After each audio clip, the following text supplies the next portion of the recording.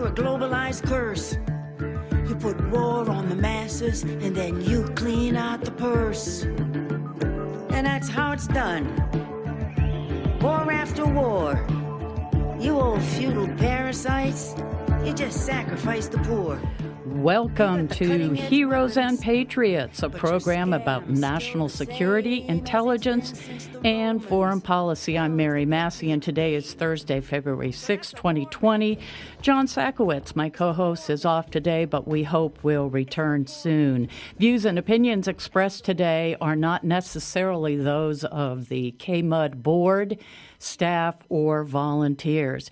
Today, we are coming to you live from KMUD.org Community Radio in southern Humboldt County.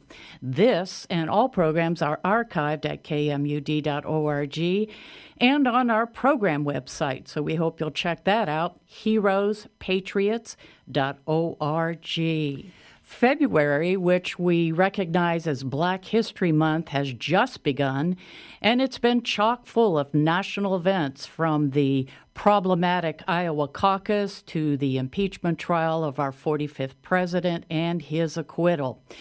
Joining me today are two guests. Julie Hollar will be with us for the first half hour, and Reverend Graylin Hagler. So stay tuned as we look at some of the key happenings in real time. I want to remind listeners can call in to ask questions of our guests. The number to call, 707-923-3911. Please keep your questions concise so that we can answer as many questions as time permits. If you don't want to call in but would like to write in, please write in to heroesandpatriots@gmail.com.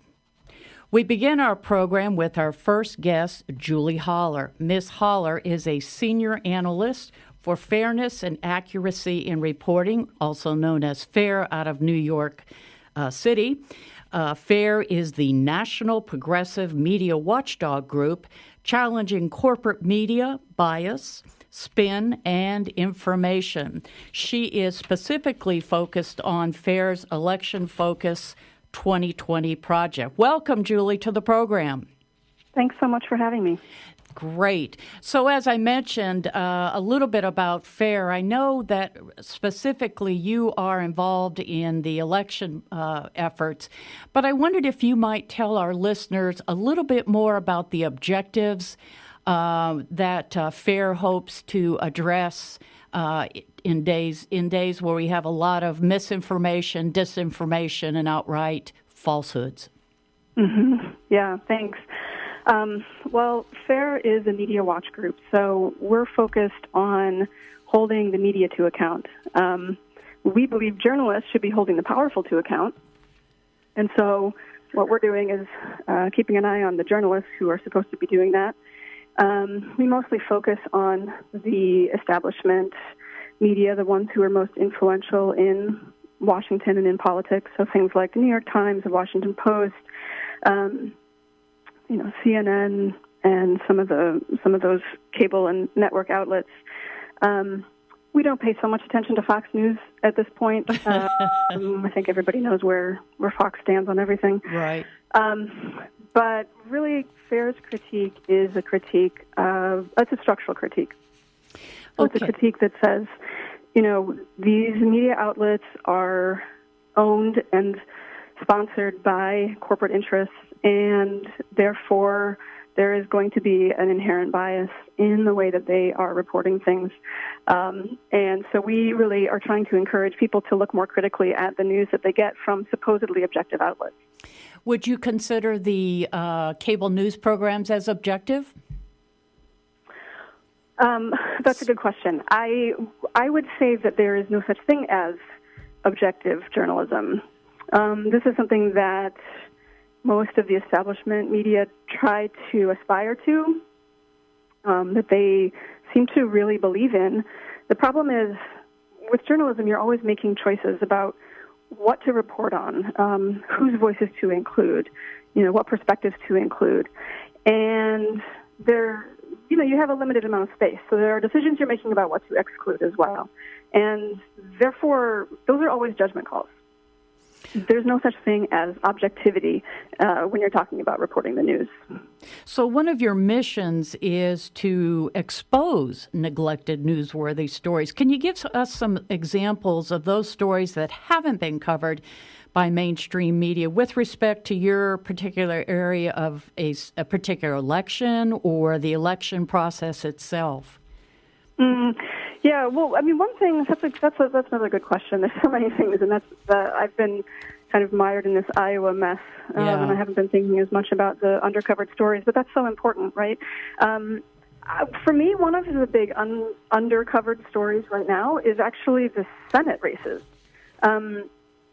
Everyone is so focused on the presidential election, but really, the final outcomes in 2020, what's going to happen for the following at least 2 years, but also 4 years, depends so much on what happens in the Senate. Mm-hmm. And there are a lot of Senate races that are going to be close, that we're not getting much coverage of, and particularly the primaries. The corporate media are devoting a lot of attention to the presidential primaries. Right. This is important. Of course, we want them to. But there are a lot of Senate primaries that are also really important. And, in local media, obviously, these are getting somewhat more attention. We haven't been monitoring. It's harder for our small operation to monitor a lot of the local media. But at the national level, too, this is really important. And you're getting basically nothing about those Senate primary races. Could you give us an example of which Senate races we need to pay more attention to that just isn't being covered? Sure. Let's see. Off the top of my head, I know in Colorado, Democrats are strongly favored to win that Senate seat that is currently held by an unpopular Republican. And there is an intense primary going on right now where there are more centrist candidates as well as more progressive candidates. This could be very up for grabs, although the Democratic Party, of course, is strongly backing the more centrist candidate. This is one that people should be paying attention to. I believe in Arizona, there is an important contest going on with there's sort of the anointed candidate for the Democratic Party, but there are challengers. There are challengers in Maine, besides the anointed Democratic challenger. I encourage people to do their research and look around and see what, especially in their own, because you guys are in California, I'm not particularly aware of what's going on in the California Senate race, but also nearby, there are a lot of races going on that people should be paying attention to, because this is what's really going to matter for political outcomes in 2020. You have written several articles in December of 19 and then January 2020. I'm looking at one, Corporate Media Are the Real Sanders Attack Machine. What do you mean by that? What's going on there? Well, there was a column by a Washington Post columnist who is one of these never Trumpers, Jennifer Rubin, and she wrote a column about the Sanders attack machine in which she was referring to the Sanders campaign as being an attack machine against Sanders' opponents. And I sort of turned that around and looked at the recent flurry of coverage as Sanders kind of shot up in the polls in recent weeks in the lead up to Iowa, and particularly in the Iowa election in those polls. It seemed like we saw a spurt of articles, columns in the establishment media about Sanders, and just this sort of this fear of, some of them were, could Sanders really win? Sort of these year kinds of articles, and some of them being, he can't win, sort of wishful thinking articles, and but just all sorts of things that were kind of worrying about his rise, and also other articles just sort of trying to lay out a case against him. It's interesting that they want to harm his efforts, if you will. Well, I think this is a long-standing sort of media bias against Sanders that we saw going back to the 2016 election, when he had the temerity to challenge Hillary Clinton, right? Who everyone just sort of expected it was like her turn. She deserves this. So why is this guy standing in her way, or trying to stand in her way? But I think another thing that I was writing about recently is a resurgence of articles and columns that are comparing Sanders to Trump. Mm-hmm.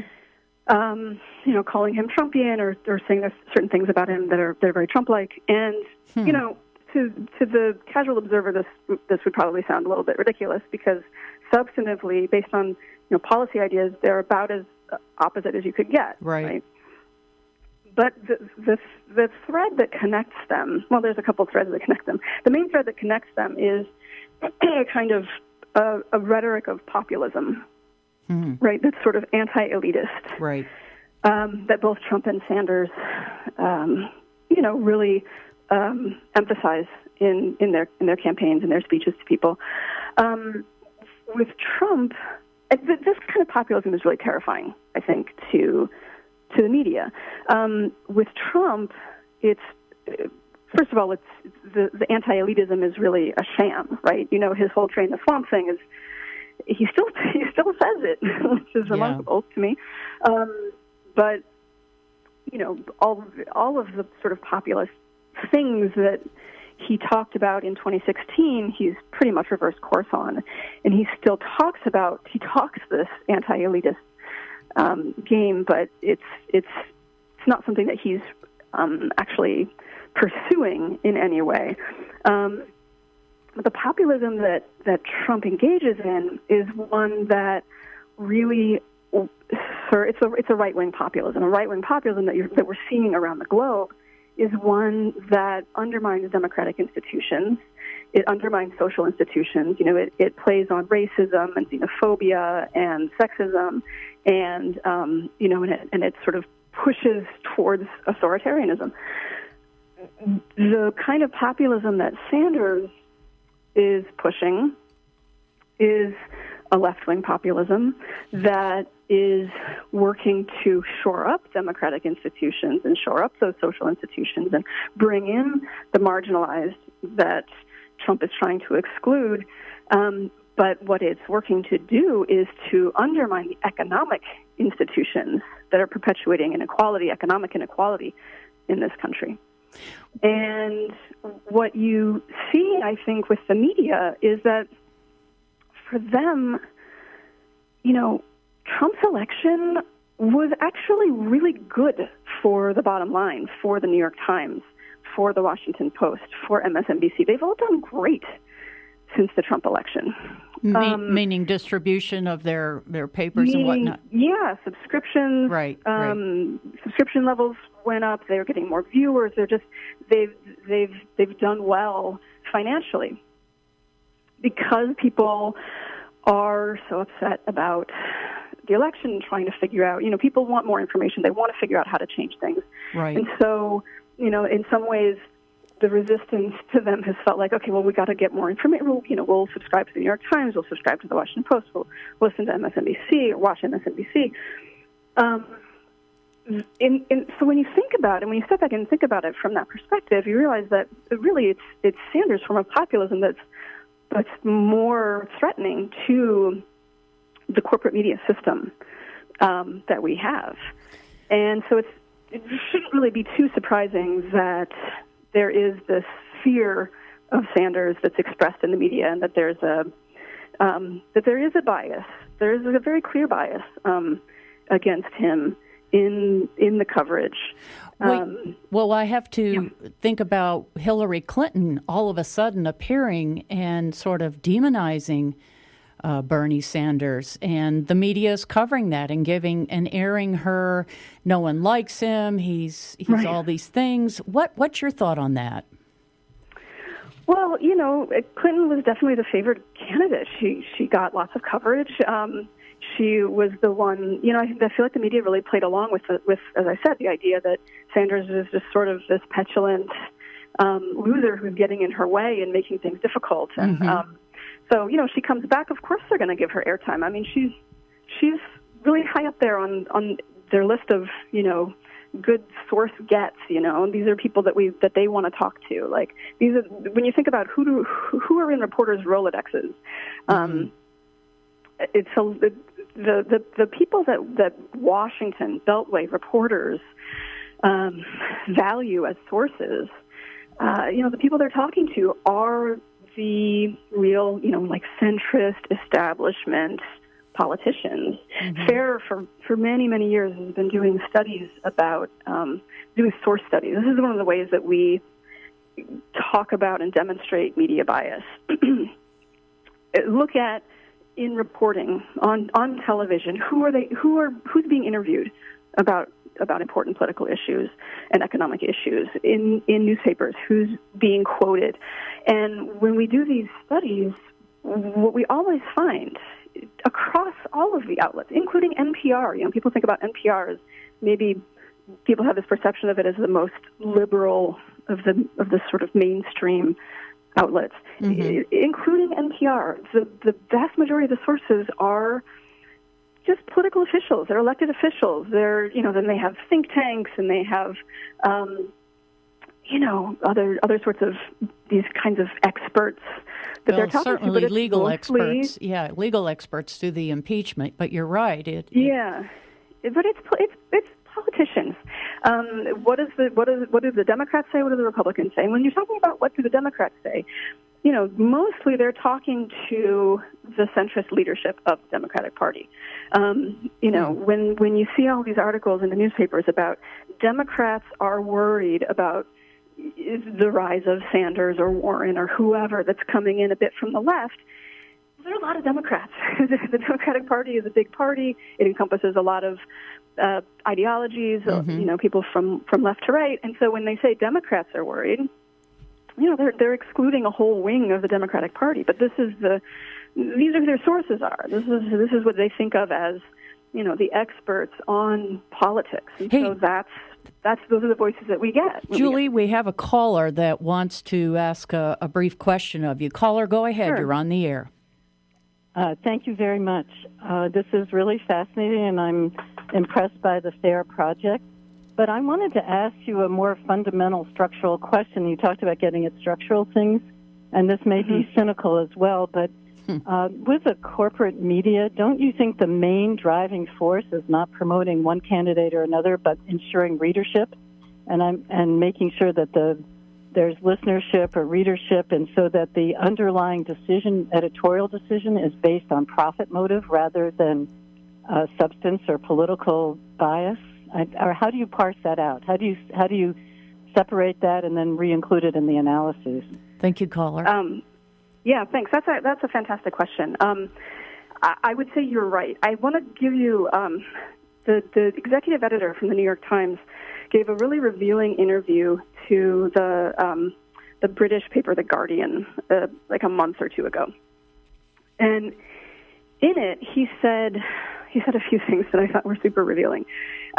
He said, first of all, he's gotten a lot of criticism, and the Times in general has gotten a lot of criticism for refusing to call Trump racist. And so the Guardian asked him about this, and he defended it, saying, I think that the most powerful way to present this, the most powerful way to cover Trump, and presumably politicians in general, is to just let them speak. He said when he was younger, he saw something about racism, and he said that for him it was so powerful to just see, to just hear the words of racists, and have those be transmitted, and let people judge for themselves, right? And he's taken this to heart and imbued the New York Times with it, and so his thinking is, well, you just let Trump say what he has to say, and you let other people, who oppose him say what they have to say, and let the people judge. Which, first of all, Trump has a Twitter account. We don't need the New York Times to just tell us what Trump's saying. Everyone knows what Trump is saying. Right. But the other thing that he said was that he said he's had to really push back against his junior staffers to tell them not to I wish I could remember. It was not a quote from him. This was the Guardian paraphrasing his words, but it was something about don't push to embrace left-wing candidates like Warren or Sanders. That the Times needs to remain to play it straight and be apolitical in order to remain powerful. Again, this idea of his journalism being powerful. So I'm trying to answer this question in a little bit of a roundabout way.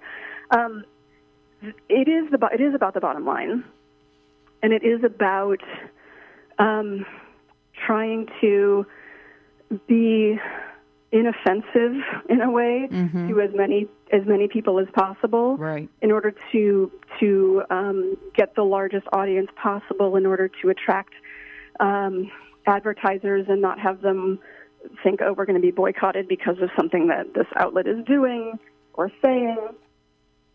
But there are candidates who are more challenging to that bottom line than others. Bernie Sanders and Elizabeth Warren combined, their popularity is very high. So this is a lot of people that the Times is potentially pissing off, right, by their coverage. And yet, I think that the Times, the leadership at the Times is the same as the leadership at other outlets, and it's this. They have this idea that if you just this idea of playing it straight, you don't take sides, you just report things as you see it, then you can't be accused of bias. That is how you are neutral, right? And of course, when you have a situation where the President of the United States is engaged in just a state of unreality, the things that he's saying are just you can't do a he said she said with this administration. The reality that he's constructing is completely unreal. And so this idea that the New York Times needs to be playing it straight, Baquet said something to the effect of our coverage of Trump's tax returns was the most powerful thing we could do. That calling him a racist or standing up to him in other ways like that is not what's powerful. What's powerful is doing something like an investigation of his tax returns. Now that has real impact. And you just have to scratch your head and say, who's paying attention to that, and what impact has that actually had? Right. But that's what, for them, that's what counts as important journalism. Let me shift gears just a little bit. Just yesterday, FBI Director Christopher Wray has indicated that Russia and other countries perhaps have been right along since 2016 interfering with our elections through Facebook and other accounts and so forth. And he's very certain that the 2020 election is also being affected. Can you comment, or have you addressed any articles specifically, or what is your position on cyber election protection? Well, obviously, it's very important, right? I think that I haven't written about this particular issue myself, but in terms of the election coverage, I do want to say, yes, we have to expect there's going to be Russian interference, just as there was last time. How much of a difference it's going to make, who knows? I'm frankly more concerned about voter suppression in this country, domestic voter suppression. Yeah, speak to that. Well, this is something that's been going on for a long time, and it's intensified. Voter purges. The GOP for many years now has been using this specter of the voter who votes twice, or the kind of stuffing the ballot box idea, to push these voter roll purges that are disenfranchising people who show up to their polling place to vote, and they've been taken off the list because maybe they didn't respond to some letter that came in the mail to them a few months ago that they never noticed, never paid any attention to. This election is going to be close. The last election was close. This election is going to be close. There's almost no question about that. And it certainly could come down to turnout. And when you have the kind of voter suppression that attempts that have been happening in this country in the last years, to me that's really worrying, and it's something that I don't think is getting enough coverage in the media. And it's something that people should be definitely paying attention to within their state. Find out what's going on. Find out what you can do. It's obviously an issue more in some states than in other states. But I think,